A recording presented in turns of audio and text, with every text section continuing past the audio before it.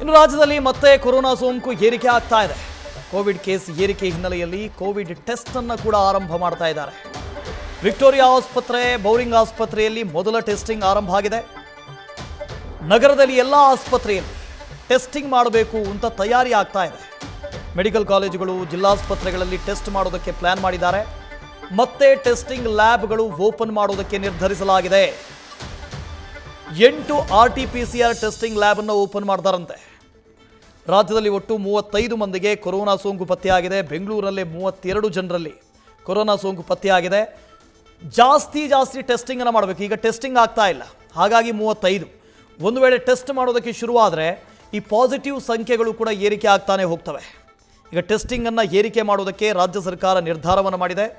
Victoria ಆಸ್ಪತ್ರೆ ಆಗಿರ್ಬೋದು, Bowring ಆಸ್ಪತ್ರೆ ಆಗಿರ್ಬೋದು, ಇಲ್ಲಿ ಟೆಸ್ಟಿಂಗ್ ಪ್ರಾರಂಭ ಮಾಡೋದಕ್ಕೆ ತಯಾರಿ ಆಗ್ತಾ ಇದೆ.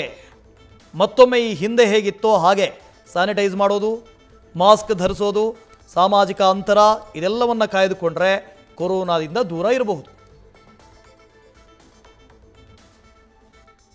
ಇನ್ನು ಕೋವಿಡ್ ಪ್ರಕರಣ ಗಂಭೀರ ಅಲ್ಲ, ಭಯ ಬೇಡ, ಆರೋಗ್ಯ ಸಚಿವ ದಿನೇಶ್ ಗುಂಡೂರಾವ್ ಹೇಳಿಕೆಯನ್ನು ಕೊಟ್ಟಿದ್ದಾರೆ. 35 ಕೇಸ್ ದಾಖಲಾಗಿದೆ. ಬೆಂಗಳೂರಲ್ಲಿ 32 ಕೇಸ್ ಇದೆ. ಆರೋಗ್ಯ ಇಲಾಖೆಯಿಂದ ಮುನ್ನೆಚ್ಚರಿಕೆ ವಹಿಸಿದ್ದೇವೆ. ಕೋವಿಡ್ ಬಂದವರಿಗೆ ಮೈಲ್ಡ್ ಆಗಿ ಸಿಂಪ್ಟಮ್ಸ್ ಇದೆ ಅಂತ ಅವರು ಹೇಳಿದ್ದಾರೆ. ಈಗಾಗಲೇ ನಾವು ಈ ಕೋವಿಡ್ ವಿಚಾರದಲ್ಲಿ ಕೆಲವು ಅಡ್ವೈಸರಿಯನ್ನ ನಮ್ಮ ಇಲಾಖೆಯಿಂದನೇ ಪ್ರಕಟಣೆ ಮಾಡಿದ್ದೇವೆ. ನಮ್ಮ ಟೆಕ್ನಿಕಲ್ ಅಡ್ವೈಸರಿ ಕಮಿಟಿ ಏನಿದೆ ಅವರು ಒಂದು ನಿನ್ನೆ ಸಭೆ ಮಾಡಿದ್ದಾರೆ. ಎಲ್ಲ ಒಂದು ವಿಷಯಗಳನ್ನ ಗಮನ ಹರಿಸಿ ರಾಜ್ಯದಲ್ಲಿ ಏನು ಈ ವರ್ಷ ಸುಮಾರು 35 ಕೋವಿಡ್ ಪ್ರಕರಣಗಳು ನಮಗೆ ಪತ್ತೆ ಹಚ್ಚಿರುವಂತದ್ದು. ಅದರಲ್ಲಿ ಬಹುತೇಕ 32 ಬೆಂಗಳೂರು ನಗರದಲ್ಲೇ ಇರುವಂತದ್ದು. ಕಳೆದ ಒಂದು 15 ದಿವಸದಲ್ಲಿ ಸಣ್ಣ ಪ್ರಮಾಣದ ಸ್ವಲ್ಪ ಹೆಚ್ಚಿಗೆ ಆಗಿದೆ. ಆದ್ರಿಂದ ನಾವು ಏನು ಮುನ್ನೆಚ್ಚರಿಕೆ ಕ್ರಮಗಳು ತಗೊಳ್ಬೇಕು ಅಂತಲೂ ಕೂಡ ಅಥವಾ ಇದರ ಬಗ್ಗೆ ಏನು ನಾವು ಹೆಜ್ಜೆಗಳು ಇಡಬೇಕು ಅಂತ ನಮ್ಮ ಟೆಕ್ನಿಕಲ್ ಕಮಿಟಿಯವರು ಕೂಡ ಮಾತನಾಡಿದ್ದಾರೆ ಮತ್ತು ಕೇಂದ್ರ ಸರ್ಕಾರ ಜೊತೆನೂ ನಾವು ಮಾತನಾಡಿದ್ದೇವೆ. ಇಡೀ ದೇಶದಲ್ಲಿ ಎಲ್ಲೂ ಗಂಭೀರವಾದ ಪರಿಸ್ಥಿತಿ ಏನೂ ಇಲ್ಲ. ಇಡೀ ದೇಶದಲ್ಲೇ ಸುಮಾರು 257-258 ಕೇಸಸ್ ದಾಖಲಾಗಿದೆ ಅಷ್ಟೇ ನಮ್ಮ ದೇಶದಲ್ಲಿ. ಕೇಂದ್ರ ಸರ್ಕಾರ ಹೇಳಿರೋ ಪ್ರಕಾರ ನಮ್ಮ ರಾಜ್ಯದಲ್ಲಿ 35 ಇದೆ. ಆದ್ರಿಂದ ನಾವು ಇದನ್ನ ಖಂಡಿತವಾಗಿಯೂ ಯಾವುದೂ ಭಯ ಪಡಬೇಕಾಗಿಲ್ಲ. ಈ ಕೋವಿಡ್ ಬಂದಿರತಕ್ಕಂಥವ್ರಿಗೂ ಕೂಡ ಅವರಿಗೆ ಬಹಳ ಒಂದು ಮೈಲ್ಡ್ ಸಿಂಪ್ಟಮ್ಸ್ ಅಂತ ಹೇಳ್ಬೋದು.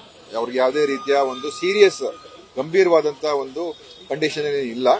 ಮತ್ತು ನಾವು ಈಗಾಗಲೇ ಏನು ಬಹಳ ಒಂದು ಮುಖ್ಯವಾಗಿ ನಾವು ಏನು ಹೇಳಿದ್ದೀವಿ ಅಂತ ಹೇಳಿದ್ರೆ, ಈ ಸಾರಿ ಪ್ರಕರಣಗಳಂತ ಬರ್ತದೆ, ಅಂದ್ರೆ ಅವರೆಲ್ಲ ಆಸ್ಪತ್ರೆಗಳಲ್ಲಿ ಇರ್ತಾರೆ. ಸಿವಿಯರ್ ಅಕ್ಯೂಟ್ ರೆಸ್ಪಿರೇಟರಿ ಇಲ್ನೆಸ್, ಸಾರಿ, ಅವ್ರಿಗೆ ಉಸಿರಾಟದ ಮತ್ತು ಶ್ವಾಸಕೋಶದ ಗಂಭೀರವಾದಂತ ಅದು ಇಲ್ನೆಸ್ ಕಾಯಿಲೆ. ಅದು ಅಂತವ್ರಿಗೆ ನೀವು ಕೋವಿಡ್ ಟೆಸ್ಟ್ ಮಾಡಿಸಿ ಅಂತ ಒಂದು ಕಡ್ಡಾಯವಾಗಿ ಮಾಡಿಸಿ ಅಂತ ಹೇಳಿದ್ವಿ. ಅದನ್ನ ಮಾಡಿಸಿ ನಂತರ ಅವ್ರಿಗೆ ಯಾವ ರೀತಿಯಾಗಿ ಪ್ರಕ್ರಿಯೆಗಳು ಪ್ರೋಟೋಕಾಲ್ ಅದರ ಪ್ರಕಾರ ಫಾಲೋ ಮಾಡಿ ಅಂತ ಹೇಳಿದ್ವಿ.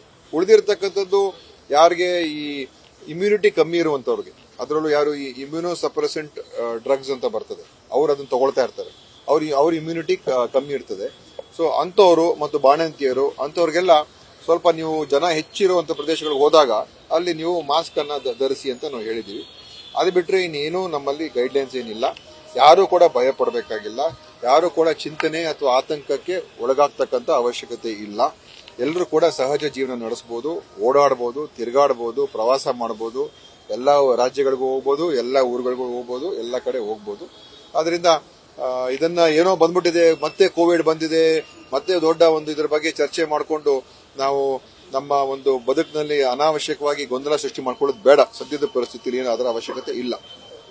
ಮಾಸ್ಕ್ ಕಡ್ಡಾಯ ಏನಿಲ್ಲ.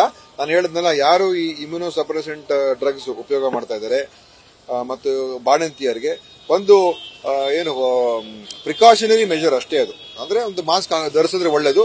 ಮಾಸ್ಕ್ ಧರಿಸೋದ್ರಿಂದ ಬೇರೆ ರೋಗಗಳಿಂದ, ಬೇರೆ ವೈರಾಣುಗಳಿಂದ ಕೂಡ ನಮಗೆ ಸಹಾಯ ಆಗ್ತದೆ.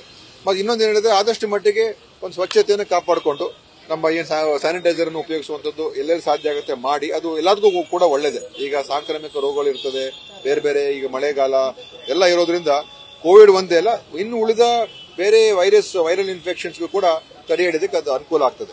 ಆಯ್ತಾ? ದಯವಿಟ್ಟು ಯಾರು ಕೂಡ ಭಯ ಬೀಳತಕ್ಕಂಥ ಪರಿಸ್ಥಿತಿ ಇಲ್ಲ. ಕೇಂದ್ರ ಸರ್ಕಾರ ಕೂಡ ಹೇಳಿದರೆ, ಇಡೀ ದೇಶದಲ್ಲಿರುವಂತಹ ಯಾವುದೇ ಪ್ರಕರಣಗಳಲ್ಲಿ ಗಂಭೀರವಾದಂತಹ ಪರಿಸ್ಥಿತಿ ಎಲ್ಲೂ ಕೂಡ ಅವ್ರಿಗೂ ಕೂಡ ಕಂಡು ಬಂದಿಲ್ಲ. ಆದ್ರಿಂದ ತಾವು ಅದನ್ನ ಮಾನಿಟರ್ ಮಾಡ್ತಾ ಇರಿ ಮತ್ತು ಎಲ್ಲರೂ ತಮ್ಮ ಜೀವನ ನಡೆಸೋದ್ರಲ್ಲಿ ಸಹಜ ಜೀವನದ ವಿಷಯದ ಬಗ್ಗೆ ದಯವಿಟ್ಟು ಯಾರು ಕೂಡ ಆತಂಕ ಪಟ್ಟು ನಾನಲ್ಲಿ ಊರಿಗೆ ಹೋಗೋದಿಲ್ಲ, ಊರ್ ಬಿಟ್ಟು ಹೋಗೋದಿಲ್ಲ, ಓಡಾಡೋದೆಲ್ಲ ಮಾಡಕ್ ಹೋಗ್ಬೇಡಿ. ನಿಮ್ಮ ಜೀವನ ನಡೆಸ್ಕೊಂಡು ಹೋಗಿ. ಮಾಧ್ಯಮದವರು ಕೂಡ ಅದೇ ನನ್ನ ವಿನಂತಿ. ತಾವು ಕೂಡ ಇದನ್ನು ಹೇಳಿದಾಗ ಅನಾವಶ್ಯಕವಾಗಿ ಜನರಲ್ಲಿ ಏನೋ ಒಂದು ರೀತಿ ಆತಂಕ ಸೃಷ್ಟಿ ಆಗ್ತಕ್ಕಂಥ ಪರಿಸ್ಥಿತಿ ಇದೆ ಅಂತ ಹೇಳುವಂಥದ್ದು ಬೇಡ. ಅವ್ರಿಗೂ ಕೂಡ ಅಡ್ವೈಸ್ ಮಾಡಿ ಈ ತರ ಇಂಥ ಸಂದರ್ಭದಲ್ಲಿ ಎಚ್ಚರಿಕೆಯಿಂದ ಇರೋದು ಒಳ್ಳೇದೆ. ಎಲ್ಲದಕ್ಕೂ ಕೂಡ ಒಳ್ಳೇದೆ. ಕೋವಿಡ್ ಒಂದೇ ಅಲ್ಲ, ಅನೇಕ ರೋಗಗಳಿಗೆ ಅದು ಒಳ್ಳೇದೆ. ಆ ಎಚ್ಚರಿಕೆ ವಹಿಸ್ಕೊಳ್ಳಿ.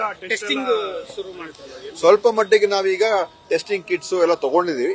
ಎಲ್ಲ ಅವಶ್ಯಕತೆ ಇದ್ರೆ ಮಾತ್ರ ಈ ತರ ಸೀರಿಯಸ್ ಕೇಸಸ್ ಇರ್ತದಲ್ಲ ಅಂತವ್ರಿಗೆ ಮಾತ್ರ ನಾವು ಟೆಸ್ಟ್ ಮಾಡಿಸ್ತೀವಿ ಮತ್ತು ಟೆಸ್ಟಿಂಗ್ ಕಿಟ್ಸ್ ಕೂಡ ತಗೊಳ್ಳೋಕೆ ಹೇಳಿದೀವಿ.